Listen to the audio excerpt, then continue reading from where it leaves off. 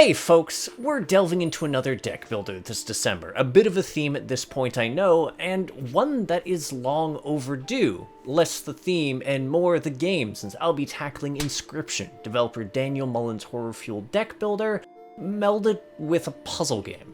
A title I've been eagerly waiting to play, mind you, ever since I was first introduced to the weirdness that was his earlier titles, The Hex and Pony Island. That said, did I remain hyped with the hand I was dealt, or was Inscryption a drain to decipher? I'm your host Arlian, let's find out together. And thank God I didn't draw a blank on these gags. Instead, my struggle landed squarely on broaching the topic of Inscryption's narrative, which might sound weird at a glance, given that the premise itself seems simple.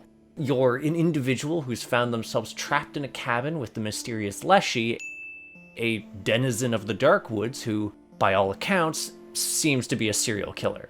And for whatever perverse reason, they're forcing the protagonist to play a disconcerting card game with their life on the line.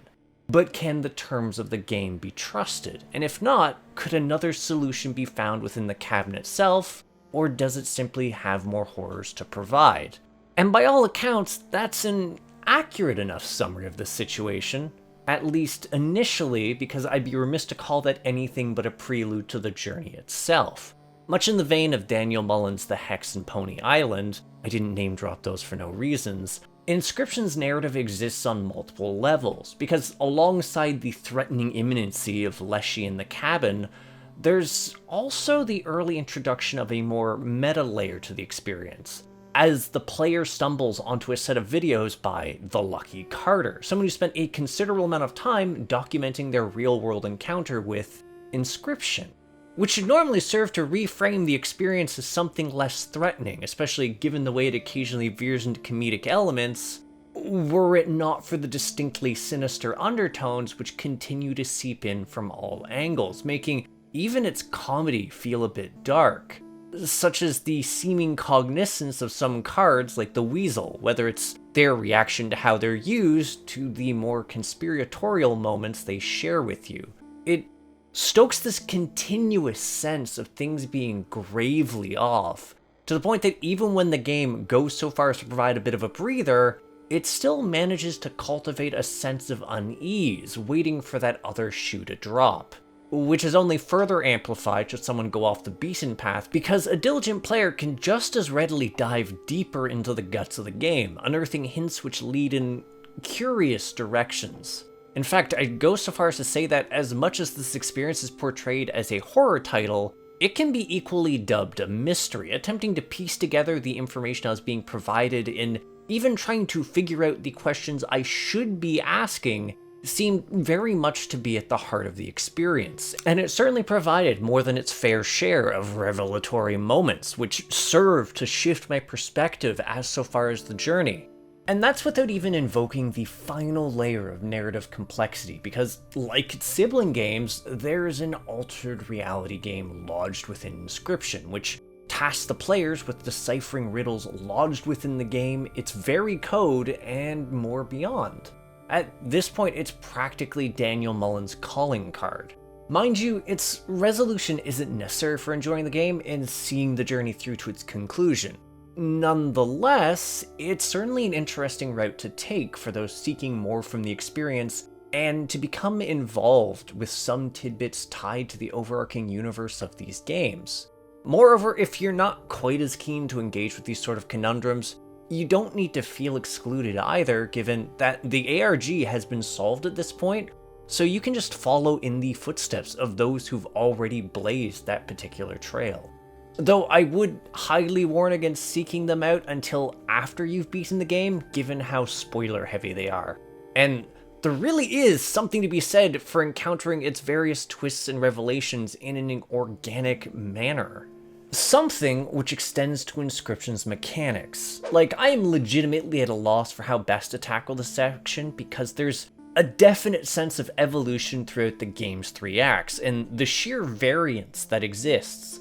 So, I'm going to ask my lovely editor to put some timestamps on the screen.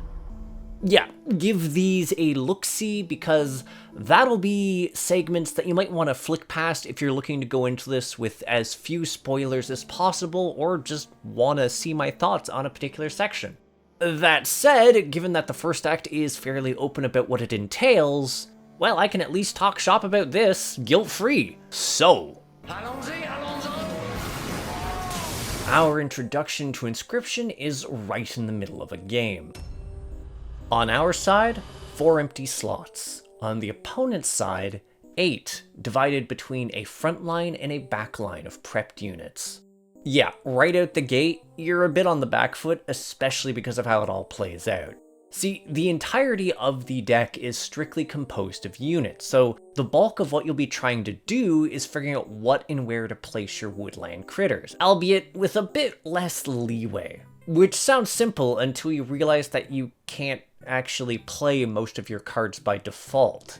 See, short of a few exceptions, all of the units in your central deck have a blood cost to summon in, which is fulfilled by sacrificing the units you currently have in play. Like, sure, you do have a secondary deck, which is just loaded with squirrels, a 0-cost card that will be largely used as sacrifice fodder, but you only get to pull 1 card from either deck, which makes choosing which deck to pull from a bit of a dilemma. Getting a larger creature on the board might entail sacrificing a couple of turns early on, and unlike you, your opposition lacks your limitations on that front, which can very easily lead to you getting overrun. I mean, sure, there are cards with a bone cost introduced later, which is a resource generated by units dying, but the point remains, you are perpetually working within certain limitations. Worse still, while your cards do act first in a given round, which allows you to potentially clear out enemy units before they can retaliate, doing so frees up room for the enemy's back row to replace them, which can lead to your front lines getting cleared out if they're too squishy, and once again resulting in the potential for resource starvation. I mean, you're not totally boned on this front, given that excess damage dealt to a frontliner carries over to the backline, but it can be pretty harrowing, especially when you take into account that the scales on the left side of the table serve as your health, and it only takes 5 damage to tip it over. It is not uncommon for victory or defeat to be decided in a single round, although the inverse can also be true. After all, the choice of scales as your health pool is far from accidental, given that any damage dealt is used to offset the current weight of the scales, which makes scrabbling back from the brink possible. But no, before you ask, deadlocking each other isn't really possible because doing so almost invariably leads to a loss for the player due to starvation. See, once your deck runs out, starvation spawns. Nasty creatures which not only prevent you from attacking, but also scale with each fresh summon. So even if you're slowly clawing back from the brink, you might be cooked anyways. All in all, there's a lot to learn and adapt to here. That said, while things may seem a bit lopsided, Inscryption isn't wholly without mercy. After all, like the majority of roguelites, you're provided with a lot of different options in order to progress further. Some of these options are temporary, consumables ranging from scissors that delete an enemy's cards, to bottled squirrels which help facilitate summoning, and even a way to skip Leshy's turn. That said, the real malarkey is centered around the cards in your deck. There is seriously a heap of them to encounter, all of which play out fairly differently. Like ants, which empower each other the more of them are in play. Death adders, which auto-kill units it damages, or the cat, which acts as an infinite use sacrifice, albeit at the cost of a slot being occupied, and the initial bit of squishiness. Cats are really fragile. Which gets especially neat though once you realize these quirks can be passed on to wholly unrelated cards at the sigil shrines. Nothing says silliness like sacrificing a kingfisher, a bird card with swimming and flight sigils, and transferring those properties to a wolf. Or a grizzly, so you have a murderous minion that's largely unable to be blocked or killed. Or imbuing a high-cost critter with Corpse Eater, so it spawns itself on the field for free when one of your units dies. In and of itself, the system goes a long way towards evening the odds between you and Leshy. which can get even sillier once you involve the Trapper and Trader. See, while I've mentioned the risks of a threadbare victory, there's also a distinct advantage to a decisive one, since every bit of overkill you manage is converted into gold teeth, which are, in turn, used as currency at the Trapper's pelt shop. But what are these pelts, you might ask? Why, they're deck glut! And no, I kid you not, you're literally buying cards to shove into your deck, which initially do nothing except serve as a dead draw, and maybe a low-cost blocker, which you cannot sacrifice to get a better card in. So yeah, this might sound a bit agonizing, and generally is, but if you manage to reach the Trader event, all of those pelts can be exchanged for nifty creature cards, including rare types and ones that are already sigiled. And speaking of creatures, you also have a simpler ramping option in the form of the campfires, which are a cost-free way to empower a creature's stats. Simple and safe, until you progress enough that you can use it repeatedly, at which point it becomes a gamble core option, which can either ramp a critter drastically, or thin your deck a little. Which can work in your favor a couple ways, though one requires a bit of lateral thinking and the right creature. Oh, and as unhinged as all of these card combinations likely sound, I haven't even gone to the Myconist, who lets you fuse duplicate cards together, which adds their stats and lets you mash even more creature sigils together. All of which, I should note, is then further amplified by the Totem system, which once activated lets you choose a specific type of creature, like squirrels, bugs, or vermin, and slaps a type of sigil on all of them, which makes playing with thematic decks neat, and also lets you do stuff like having unkillable squirrels to serve as really low-cost blockers. Simply put, Inscryption wants you to finagle broken combos, because it will feed you your teeth if you don't, on multiple levels. For instance, those funny little totems I mentioned, yeah, they're not unique to you. There's elite encounters along your journey that will use them to great effect, which is already painful without even factoring in the boss fights. Like, whoo boy! Each of these play out very differently, introducing unique mechanics which are more than likely to take you for a ride the first few times you encounter them. And then again, since the ensuing phase also introduces some nasty quirks. And no, this wall of flying bears isn't one of those. That was just the game taking exception to my rapid progress early on. Here's the thing though, the little detail I've been glossing over.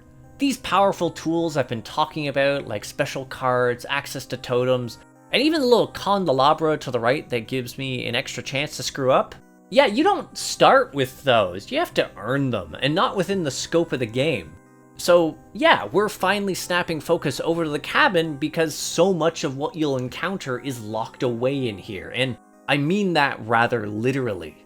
And I found this fascinating because what it meant was, whenever I was done getting stomped in a card game, I could pull away from the table and just take a break. After all, there was a room to snoop around in, which is absolutely replete with all sorts of puzzles, which I definitely did not brute force, not one.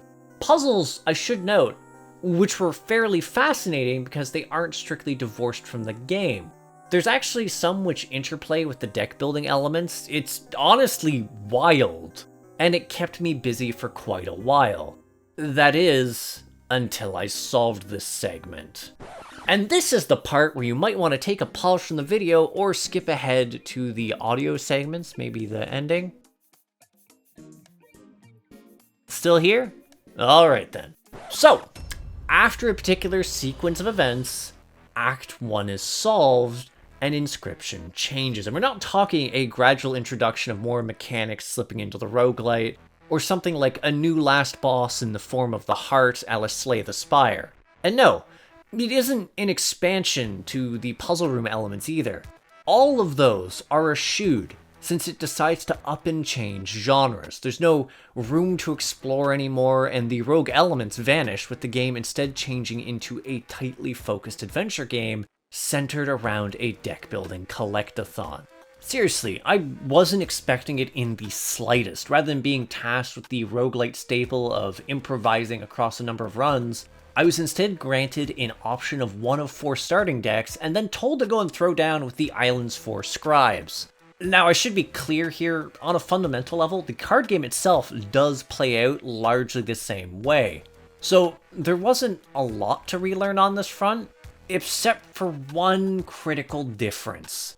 Those deck types I mentioned, well, the one I was familiar with was Leshy's Critter deck, and as for the rest of them, well, each of them are themed after a different scribe, and have their own quirks and resources, with the bone-dependent Necromancer deck, a mage deck whose summoning resource is crystals, which provide resources or benefits while actively on the field, but can be broken, and the tech deck, which grants bonuses for connecting units to form circuits and requires energy which is built over turns. Oh, and again, it's not a roguelite anymore, so beyond one very stupid exception, there's not much in the way of totally cracked cards to rely on. Instead, the strategy is largely centered around accumulating resources to buy themed deck packs, and discovering scattered cards and gradually building up a library of them so that you can build a deck capable of overcoming any given opponent. And given that each person you fight has a fixed deck, planning around this is a bit simpler than you'd expect, since you can just step right out of the fight, shuffle things around, and then get back in there. Until you reach the end of the temples and their gym and the scribe, because sure, they have a fixed deck they're pulling from, but you know what else they have? Mechanics, and boy did a few of these ruin me.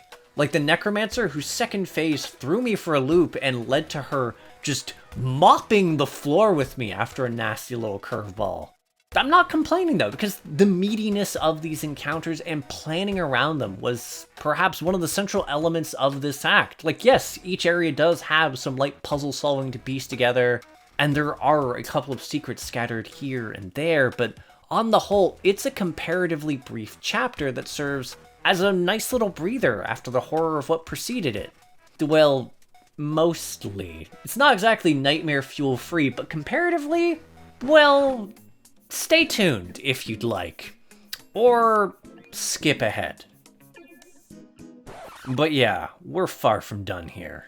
Because we get yet another major shift in gameplay, and one which borrows familiar elements from the first 2 acts and tweaks them in such a manner that there's still a lot more to adjust to.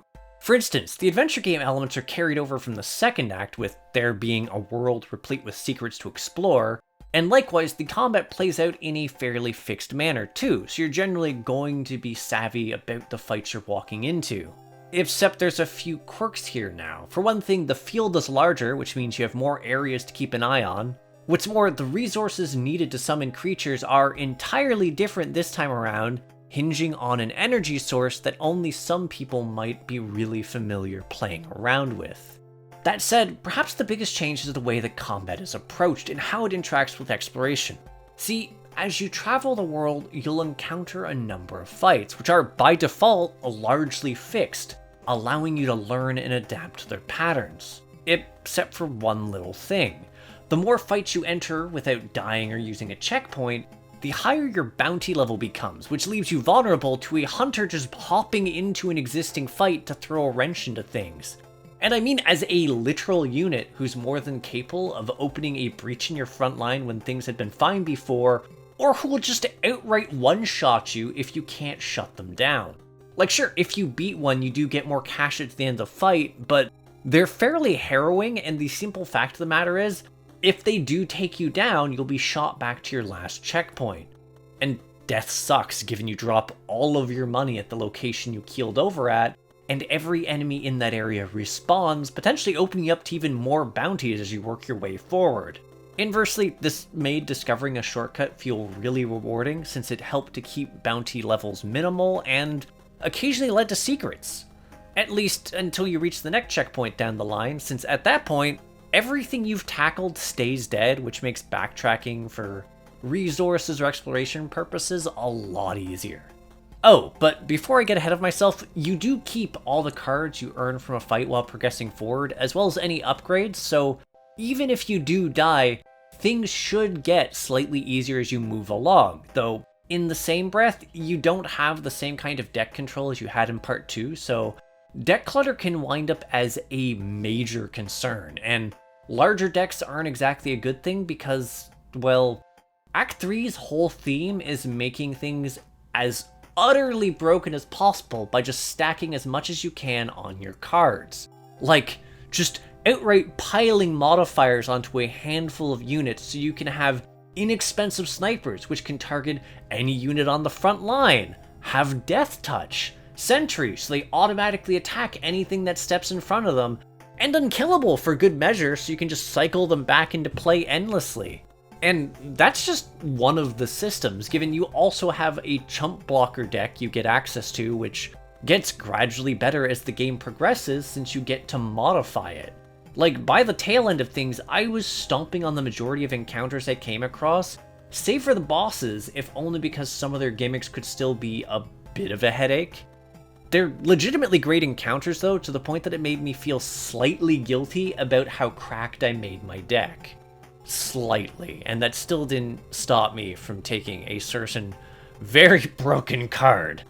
But yeah, that's the gameplay, so we are now back to our spoiler-free content. I mean, I could probably find something to spoil when I start talking about graphics, but I value not being murdered in the comments. So instead, I'd rather focus on just how much I love this game's visuals from front to back. Whether it's the first act or the third, each part has its own distinct vibe and it's done so well. Whether it's the overarching aesthetic of the game or even just the details of the deck. That said, if there's one thing I do need to focus on, it's where the horror elements come to the forefront, because there's just some really intimidating and uncomfortable moments.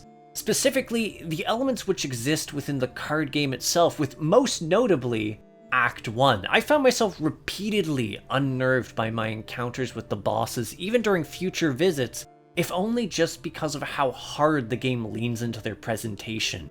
The end of Act 1 really hammers it home. Seriously, it's without a doubt just one of the most awe-inspiring moments during Inscryption, and I really want people to go into it blind. Oh, and this extends well beyond the visuals too, given the game's soundtrack is just so delightfully on point. Once again, Act 1 really knocks it out of the park with an array of themes that really hammer home the sheer dread of the encounters it provides, like the ambience baked into each track, the subtle noise of a prospector's pickaxe, or a fishing line quietly reeling in the background. It's unsettling in a way I wasn't expecting, though credit where credit's due, Act 3 and especially Act 2 do have their own distinct vibes and charm, and they do them quite well. But man, Act 1, whew.